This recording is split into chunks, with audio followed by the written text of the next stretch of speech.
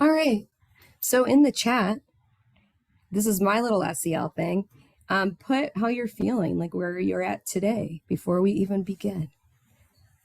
And I'm going to pull it up so I can see it. Okay. And you've got the, if questions do pop up, please just come off mute and stop me. And if I start to go too long, pause it and we can do a part 2 at a different time. Okay. See some 3s? Yeah. That's hilarious that you picked 4. And you almost have to interpret these pictures too, right?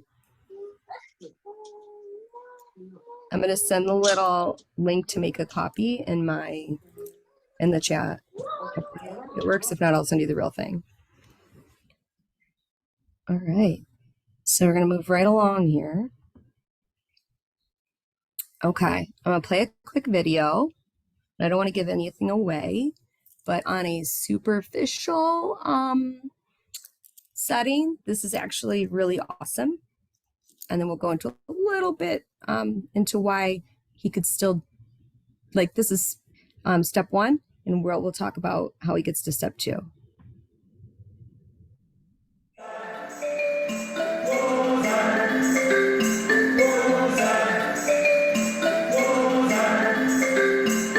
One earth, one people, one love. One earth, one people, one love. One earth, one people, one love. One earth, one people, one love. Welcome back to Mr. Harold's music class. We used to celebrate Columbus Day, but now we celebrate Indigenous Peoples Day.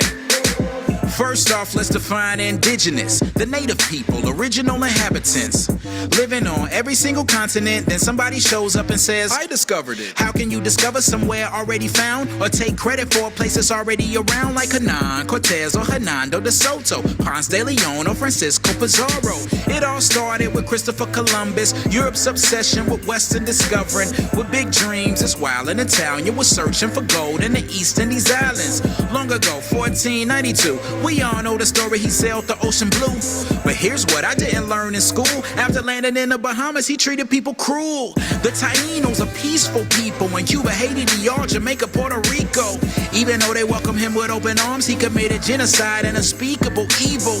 I wish that's where the story ends, but colonization is a sickness that spreads. Speaking of sickness, literal diseases, smallpox, chickenpox, and the measles. I wonder how history would change if explorers were peaceful when they came, learned native customs, cultural exchange, didn't force religion and no one was enslaved. Aztecs, Incas might have lived longer, from South America to Canadian borders. Cherokee, Sioux, Apache, and Navajo, Iroquois, Chippewa, Choctaw, Pueblo. The list goes on. So many tribes, so many stories, so many lives. Show love to the indigenous ones, from ancestors to those still alive. Sing! One earth, one people, one love. One earth, one people, one love. One earth, one people, one love. One earth, one people, one love. He does go on, right? And I love this creator. I love what he's trying to do there. And the one thing that we'll learn today is just specifically the I word that he uses in there. It caught me off guard, and you'll learn why. But it's Haudenosaunee. That's why it says the Haudenosaunee Lens, and we say Sony because it's the Seneca pronunciation. Some people say Shoni, but he uses that. So I started doing some investigating, and all of the different words that he chooses are not what those particular groups of people call themselves. So I did write it under his YouTube link because I really love the video and the idea, but I want him to like use the correct language because then it would be even more powerful. All right, so there's going to be a cycle. It's the learn, teach, reflect. Teachers are very familiar with that. And everything we do, you're always learning, you're always teaching, and then you're always reflecting on that. It's this big cycle that's never ending. So we're going to follow that. In this slide deck, I did do a basic Google search of what do like for I'm going to say these words and it's like killing me, but like Navajo, with the word he used, what do they call themselves? What do the Navajo call themselves? And if you do those kind of Google searches, suddenly you see these other languages and these other titles pop up. And like Dene is what they would call themselves, or Haudenosaunee, not the Iroquois, okay? But you'll see that, and I have the list of what I came up with, and it's always building. And of course, I would call those particular groups of people and ask them how they would pronounce it, and if that's even correct, right? All right. So you're gonna see this again. So that will be there for you because it is a good video and it's a good talking point. Everything's based on what is culture, right? This is the culturally responsive sustaining education framework, the language right there. You do not have to read this right now, but I'm highlighting and bringing that to the forefront because that's what we base everything on right now in New York State. So just this idea of defining culture. But if you look at the highlighted words, race, economic background, gender, language, sexual orientation, nationality, religion, and ability. Ability, right? Sometimes we leave that out. But they're all the different things that represent one's identity. There could be multiple, right? You could identify across the board on all of these or some of them. So keep that in your mind when we're moving forward. And I have that in there for you as well. All right. So a little bit further now, right? We'll spend most of our time in the learn portion of this cycle. And again, we can always have part 2 or part 3, but that's for the sake of 40 minutes. That's what we're going to do. Believing that culture is not an addition, but is a critical component of education. Believing that students and their families are individuals with their own assets, knowledge, and abilities who should be valued and consulted. That's actually in the framework. It's there. Believing that critical and continuous self-reflection is required to dismantle systems of biases and inequities rooted in our country's history, culture, and institutions. Literally right there in the framework, okay? Now, where do we start? Learn. All right, everything that you see that's bolded or bluish here, sorry, I'm using my 3 screens right here, surveys, resources, attend their programs are links to different things for you. But starting with this Learn Lens, I'm going to go under ask, read, listen, build relationships. And you, hey Sadie, you gotta let her in. So surveys are example of how you can find out and how you can ask. I wonder if here, forgive me if this, yeah, good. So here's an example survey. You don't have to use this one, but an example. So elements of culture, be very specific with your language and how you ask these questions, right? I had to go through this a few times. And if there's things that you don't like, take it out, replace it. Who do you live with? What sports teams are you on or do you follow? Social organizations. But these are the elements of culture that most people agree on. And then I tried to pick the one that has all of the religions in the image, not just one. So what religion are you? What symbols represent your faith? I could almost add, do you have a religion first, right? Some people do not. So there's that. And really trying to get to know your families and your students that way. And then this piece will come back. This link brings you to Rochester, a little article about Rochester's cultural identity. So getting families to engage, people to engage. What do you agree with? What is missing from what they consider Rochester's cultural identity? And then, is there a part of your identity that you love to share your expertise on? That question alone took a lot of thinking. Some of us want to say, is there an identity that you identify with, right? Just trying to get that. So I went to a few different people that come from different countries that have different identities according to the framework. And I asked them what would be like an inclusive way of asking this question, right? So is there a part of your identity that you would love to share your expertise on? And then what is something else you would love us to know? Right? But again, the assets, not a deficit lens, not an othering, but like really engaging in a comfortable way that, and they don't have to fill it out and they can fill it out, right? But really pulling in your community to help you. All right. Read books written by the people who can speak to and represent the culture you are teaching about. if they're written by the people that represent that culture, they can talk to their culture, right? More than somebody from an onlooker's lens. And we'll get into that. I've got examples. And resources written by the cultures we are teaching about. So this one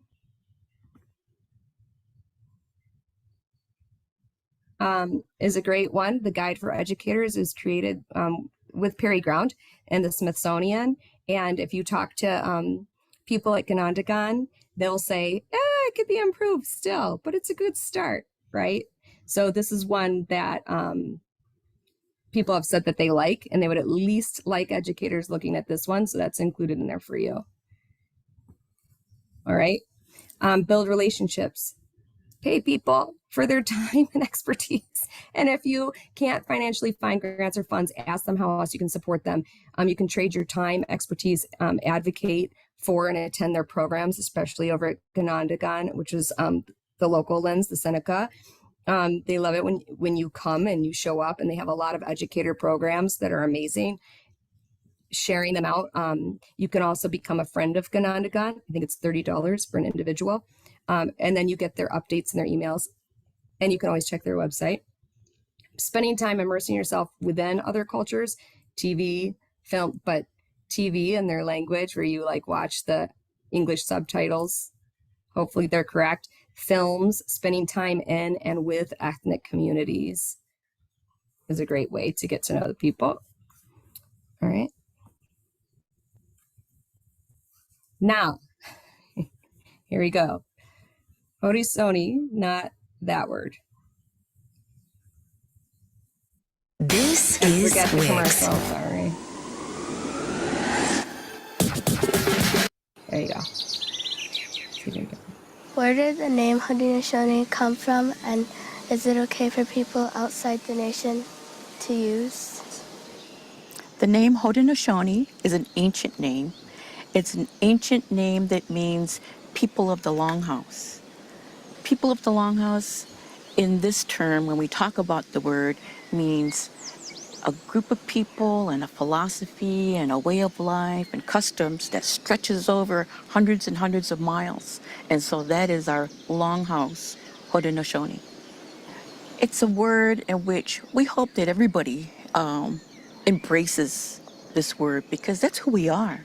And we adore being complimented in this way because it identifies who we are as citizens and people. It identifies our government and our customs. And so, yes, it's a compliment if you greet someone who is Haudenosaunee with this word. Why do people call us the Iroquois Confederacy? Iroquois Confederacy, it has its roots with the English. The English were one of the first people from Europe to travel to this land that we live in, and it was a word that they brought with them and they identified with us. Haudenosaunee is what we identify ourselves.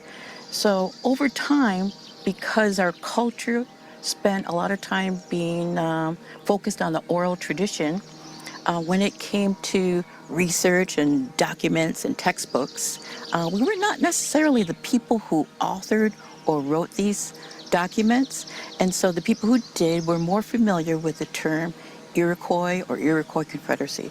But today, what we're so delighted about is that you can research our people now using the word Haudenosaunee. What are the nations of the Haudenosaunee, and do some of them have special duties? That's a really good question. There are 6 nations, 6 separate nations of the Haudenosaunee. And if we start from east, we would begin with the Mohawk Nation. And then coming west, next is the Oneida Nation. And then here in the territory in which we're speaking today, and we came to visit, is Onondaga Nation. If we continue west, there is the Cayuga Nation and the Seneca Nation and the Tuscarora Nations. And what's interesting is, like, in our way, everything around us in our environment has a duty, but there are some very special duties of the nations. For example, the Mohawk Nation is the keepers of the eastern door. So everything that comes from the east needs to be welcomed and greeted by the Mohawk Nation. And then we have the Western Door, Seneca Nation. Everything west of our area, of our people's territory, is welcomed and greeted by the Seneca Nation. And then at the Capitol, which is here at Onondaga, is the Onondaga Nation. And the Onondaga Nation hosts the Capitol, and it also hosts meetings of all the nations. They come here. People come here to learn our ways, our government, and it's a very important place. And those are just some of the duties of each of the nations. So you could just see how she addressed it, and you heard her say show, right? And then she said she's Onondaga. But the way that stories are told and the way that people choose to teach, you have the child asking the questions and then her answering, and she said that in a very beautiful way. And what I've learned is that the term Iroquois means snake people. And so it was is this derogatory term that was thrown at them to make them less than or other them. So she handled that very beautifully, talking to a child and saying, that's not the, term we call ourselves, So I just love the way that she explains that. And if you look, when you get the slide deck, Marissa Corwin Manitowabi, she did this amazing, she does a lot of educator stuff over at Ganondagan. She does a lot of stuff for New York State. She's working with Salamanca to develop some curriculum. She has a ton of resources that they're trying to vet with the clan mothers and their leaders, and make sure that it's what all of the nations agree upon to then share, because they know that there's not a lot of resources out there that are correct, accurate, and a lot of the times very wrong. So they're trying to educate and correct that. So she's definitely a go-to person, and I have her email for you. This session 1 and session 2, they're both 55 minutes, and you can pull them up, and she speaks to the Haudenosaunee Lens. And they're pretty good to, if you want to look further, I put them on there for you. But this was the list that this particular group of people, when talking about how to educate the community, what they're starting with. So I linked that for you. But the next one, you'll hear this voice comes from the group of people that she was working and speaking with. So the portrayal of Native Americans in the media perpetuates stereotypes that affect our relationships with each other. So you can imagine the cartoons over the years, and she has a beautiful timeline, beautiful/not beautiful timeline of the language that was used, specifically to kind of keep particular cultures in their place, per se. So they have it all written out, and they have a beautiful timeline that shows it, and I'll show you pieces of that. But that's why they want to educate the community and start building those bridges so people can learn about this beautiful culture. So the Haudenosaunee have a worldview based on the creation story. I linked that one for you. We continue to maintain our culture, our unique way of life. A lot of times when people teach about them, they're in the past, right? We'll get to that in a second. So they're really huge on, we continue to maintain our culture, our unique way of life. We maintain our distinct laws and customs. We have made many contributions to world cultures. We have a unique relationship with the United States and other nations. They touch upon that. We are committed to maintaining our survival as distinct peoples. We live in a contemporary lifestyle and are not frozen in the past. That comes up a few times. We exist as distinct peoples in the 20th century. So you could see the importance of that. We continue to live on portions of our original territories. Things like the Erie Canal, even when you teach about that hits home for a lot of the nations, because they were forced, like the Tuscarora were forced, the most expensive part of the Erie Canal comes into Buffalo, and they were forced into where they live today. So they have actual artifacts of their grandparents and great grandparents talking about how upset they were forced from where they were living. There we go. And we just played this one, so that's in there for you. Again, Tricia Lynn. Here we go. So, learn, vocabulary and word choice, observe, listen, learn, and reflect without judgment, right? Here is Brain Pop. Brain Pop, I love Brain Pop. I play Brain Pop videos for my students all the time. I would assume Brain Pop would be awesome. And here is Brain Pop. And here's an exact example. So here is using the I word. Then it says, they've been living in North America for over 1,000 years, long before settlers arrived. And then yet, I'm like, well, maybe they just don't know yet what the Haudenosaunee call themselves. And the very next slide is Haudenosaunee. They're building a longhouse, which if you heard the other woman said, was the phrase I had always learned was people of the longhouse. And then Perry just corrected me more recently and said it's actually people building the longhouse, because the culture exists today. They're still building the longhouse. They're still connecting with people. So they even have the correct terminology. They're building a longhouse. And then right here on the right, what was life for the Iroquois long ago? Like, they call themselves this, and yet we're going to continue to call them that. And I love Brain Pop, but there's some examples of just like, if you're not thinking and you don't know that the language is different, or why they, why this culture would call themselves a Haudenosaunee and why this word is not okay, you would, I would continue to show that to students not aware. So there's one example, and I love Brain Pop.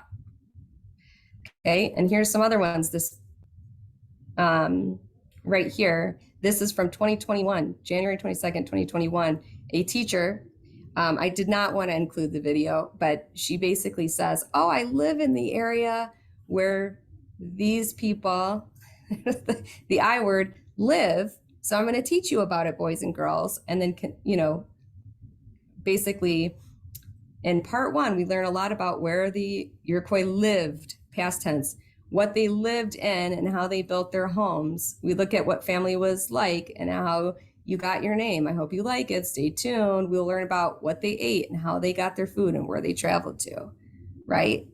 And you'll know, like, if I pulled up the video, you would notice really quickly that there was no vetting. She definitely did not ask anybody of the Haudenosaunee culture.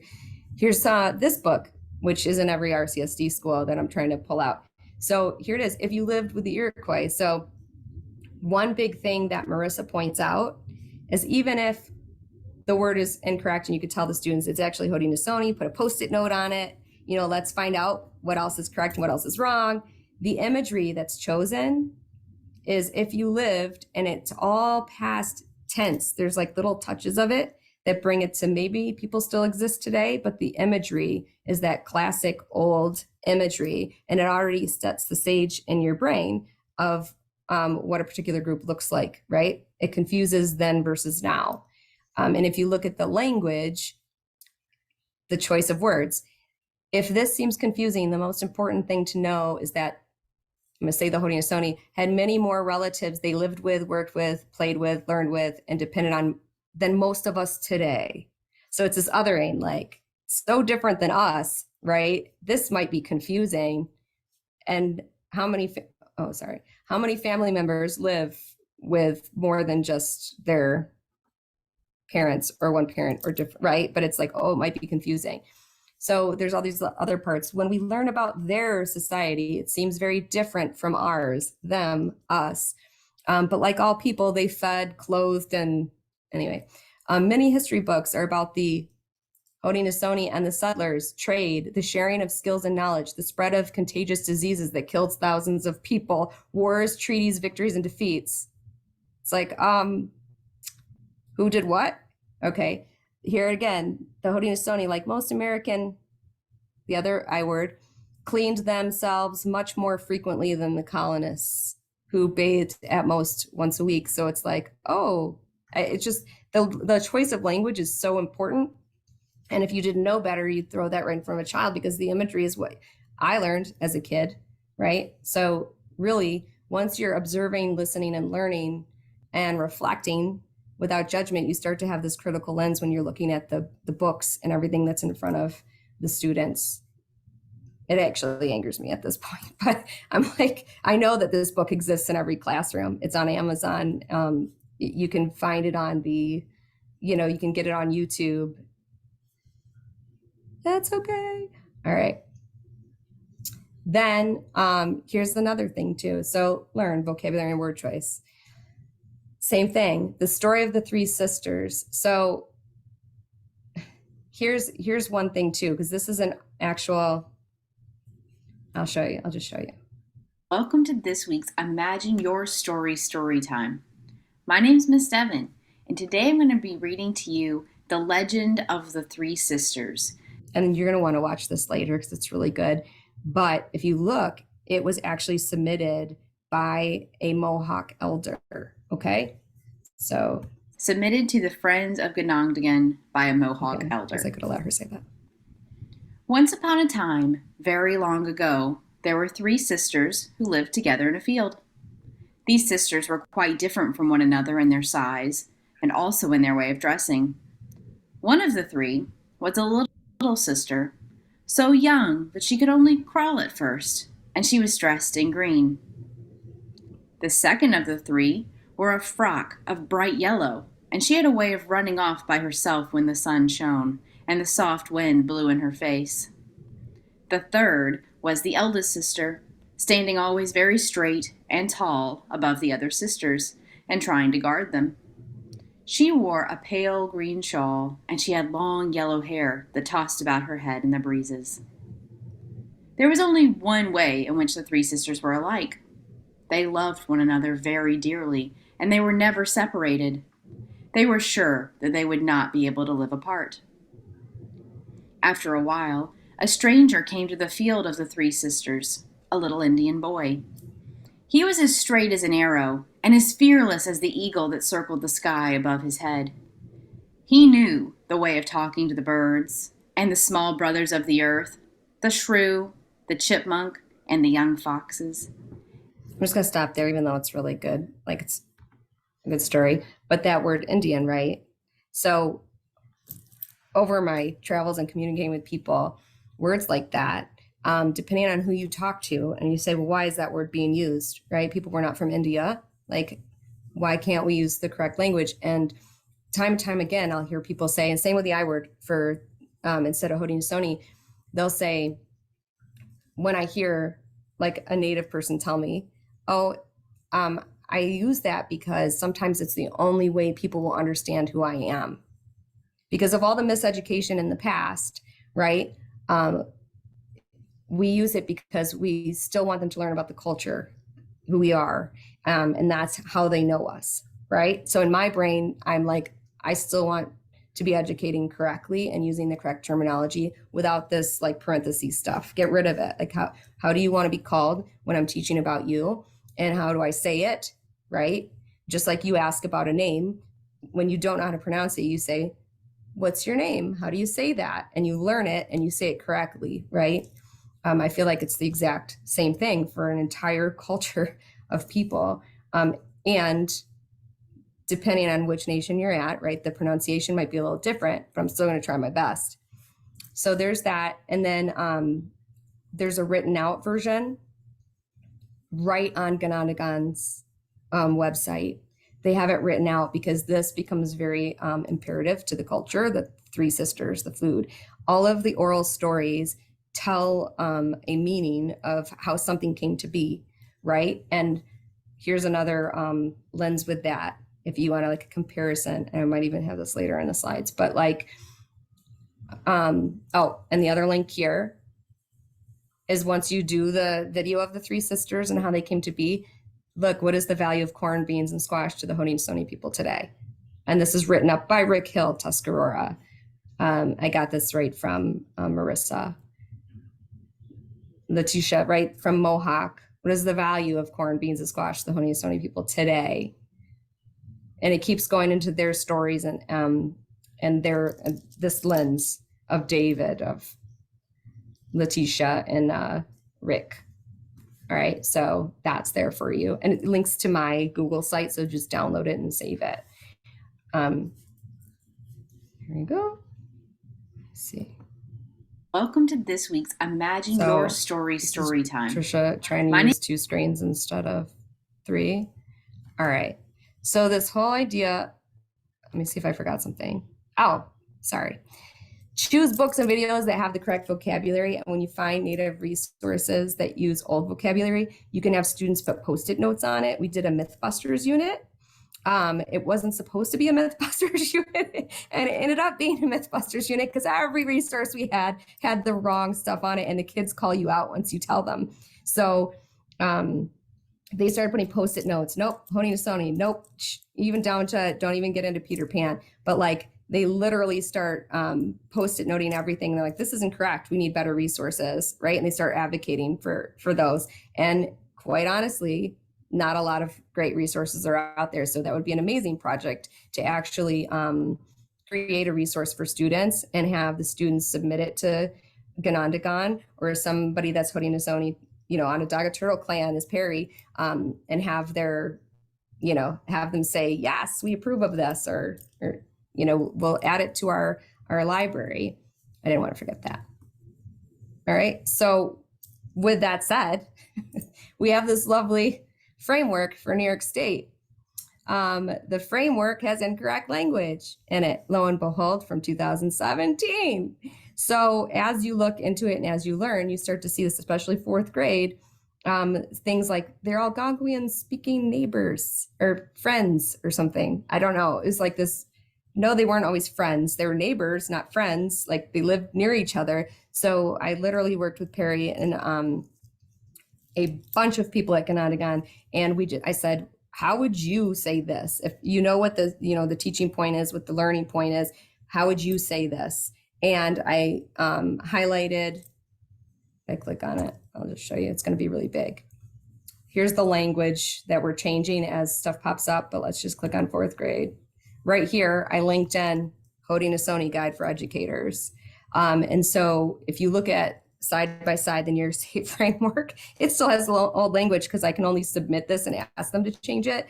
But at least for my students and anybody else that wants this document, it has correct vocabulary and language. And it's still the framework. It just doesn't have this idea of othering or incorrect labeling in there. And there's no cute little parentheses. It's gone. So it just says the Haudenosaunee and other Algonquian speaking nations lived and continue to live. I had to add that. In the region that became New York State, because that was a huge, time continuity, that was a huge sticking point for them. So that's why we did that. And then it says the Haudenosaunee have their own dynamic, we changed that, history and culture, like all cultures, have changed over time. So it's this being able to see people living today. All right, so and that is linked in there for you. And there's also the practices. That's just left to right. That's not a big deal, but you'll see the New York State framework, you can see the original, and you can see this changing. That's a work in progress. So that's there for you. All right. Little bit on teach. So same lens, ask family, staff, community, right? Bring them in as experts and give them the space and time to lift up their voices. Books written by the people who can speak to and represent the culture you're teaching about. Same thing, bring the books into the classroom. I have attached for you my culturally responsive and reflective book list. You will see some categories have less than others. If it's red linked, it's Spanish or bilingual. I am doing a very bad job at getting that in there, but I'm working on it. And any resources you have or can add, if you see anything that stands out here that's like, no, then I can take it out. But a lot of the holidays, and this just keeps getting bigger because teachers are wanting more and more of these books. And there's a huge grant opportunity funding for culturally reflective and responsive books. So a librarian could look at this and vet them, always vet them. Don't just trust me. Open them, look at them, and find them. In our district, they don't like to use Amazon. So a lot of the links will be Barnes and Noble. But if it has the blue background, then it's a YouTube read aloud. So you'll see a lot of stuff in there. There's a ton. And then we had speech people that were like, look, we want books for sounds, right? So there's some blank stuff here, but you see the books are on the left. We tried to compile all of the lists that different people had said, what about this list? What about that? But my main one is the ELA skills and book categories. That's the one that I keep coming back to all the time. So these are just books listed, and then I will be linking them in when I find them. And I'm very careful about if it's a certain culture that I'm not having Jack Hartman rating all the books aloud, right? I'm looking for people that look and represent and sound like the cultures. So you'll see a lot of stuff I will default to. Nope, I don't even include it yet. I just make sure that they represent whoever it is we're teaching about. And that's like to make it culturally reflective and responsive. So that is in there too, and you can look at that. And again, if there's any feedback, I'm totally open for it. If there's a book you're like, I really don't like that book, this is why, I could take it out. And there's plenty of others to choose from. Build websites and or trusted, vetted websites to find authentic material. So I go to all of the actual nations. I don't just Google. And if you are going to Google, I use the correct terminology, because you'll find resources that actually use the correct terminology. If you use the old terminology, you're going to find old resources. So you can always use my site. Here's like this one. Don't shame me, because I should have taken off November 19th. I try to keep events current. But then I got smarter and started doing just buttons to places I know will keep updating their events. And that way it takes me less time. But up here, I try to highlight different things. I always highlight Pittsford, because Pittsford seems to have a lot of really good things like at the library and whatnot. So I try to put them in there. And everybody's able to see it. And there is, again, Haudenosaunee Guide for Educators, right? I also try to keep the Rochester local lens in everything I do. So you've got the videos. This is Perry Ground right here. He laughs because I'm obviously not paying him to put that up there, but he has it on YouTube, so it's public domain. So he teases me, but he says the same thing. And then you have secondary, elementary. You've got more book lists, slideshow, National Museum, 30 stories for 30 days. This is a newer resource. You can look through it, always look through it before you show students or children, but all different levels and ages, and a lot of Ganondagan. And you see right? They have so much there. So all that. And then here's the local lens, right? That's how you spell it. This is what the different, I don't know why Cayuga and Oneida, maybe the picture got small. They also have meanings, as you heard her say. But I'll have to fix that, because they should have theirs there too. But and here's more and more and more videos. See, this is the Haudenosaunee creation story. And that's a really good one too. And if you go to Ganondagan, they have a lot of books there that you could buy directly from them. And again, I would still be teaching the correct language, because sometimes it's not in there, like their white corn they sell, you know what it's called. So there is that. And then reflect, always coming back to that reflection. We don't have to go into that, but I just put some key questions there that you can think about when you're going back, and always building relationships. People begin to trust you, they start sharing more. And then you can always build on what you're doing, and what stinks you get rid of, and what's good you make better. This is the framework developed by Ganondagan as they try to share their stories, journals, maps, illustrations, written records. Always that social studies lens of who created it, who's the author, who's the audience, right? You always have to ask yourself that for critical thinking. Artifacts, the study of indigenous languages, we're nowhere near that, but how awesome would that be? Oral history, stories passed down through generations. Oh, the one thing I wanted to point out, and if you needed a comparison. So sometimes people will say things like the myth, right? The myth of their creation story, the fiction, right? And to some cultures and religions, the Bible is not a myth, right? The Bible is true story. And imagine people saying the myth of the Bible, right? To someone who believes the Bible is truth. So always look at the culture that you're talking about and what is their truth, and be careful how you word that. I wouldn't call it a myth if that religion or that culture considers that truth, right? I'm very careful about that. Just that, so that's a comparison. All right, and then there's a bunch of links. I have print version. Oh, this is why. So on this little part, 11/22/22, that's weird to say. 4 to 6 p.m. is Rethinking Thanksgiving, right before our lovely Thanksgiving. Perfect timing, but he does a phenomenal job. It's lecture style, and he's very engaging. And I say that because here I am lecturing, and I can't stand lecture. But he does a great job, and he said anybody and everybody can come because we're already paying him, and he just really wants people to learn the Rethinking Thanksgiving. He is a historian, so he will totally open your eyes as to where it comes from. It's like one sentence and one story a long time ago, and he will highlight that.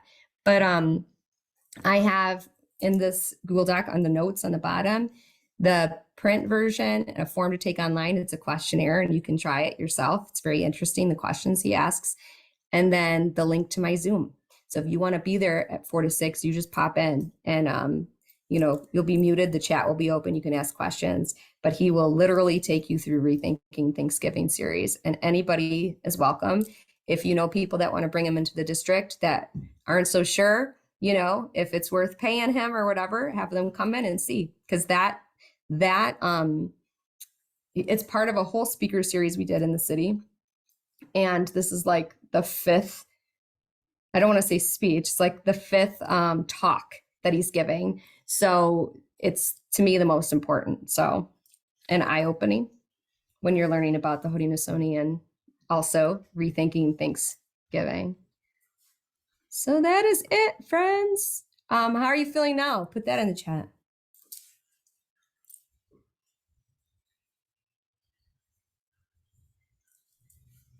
And there you go. There's I have to get you the link, but it's like gifts, but not gifts. It's like, I have to find, because the moving ones are really hard to find online. And I try to stick to like the children's culture, like meaning stories or what's popular in like whatever grade levels world right now, whether it be Simpsons or that's still popular. I'm not lying. There's some TV shows for teachers. There's that funny teacher TV show. So we pull them out, and I got that, the Anna Reese's curriculum with Keisha and Shane. She's very good at embedding SEL along the way and everything she teaches, especially when it's heavy stuff, and teaching about cultures and identity, things like that. And so I've learned that you start and you end with a really fun, and it's good to see where everybody's at.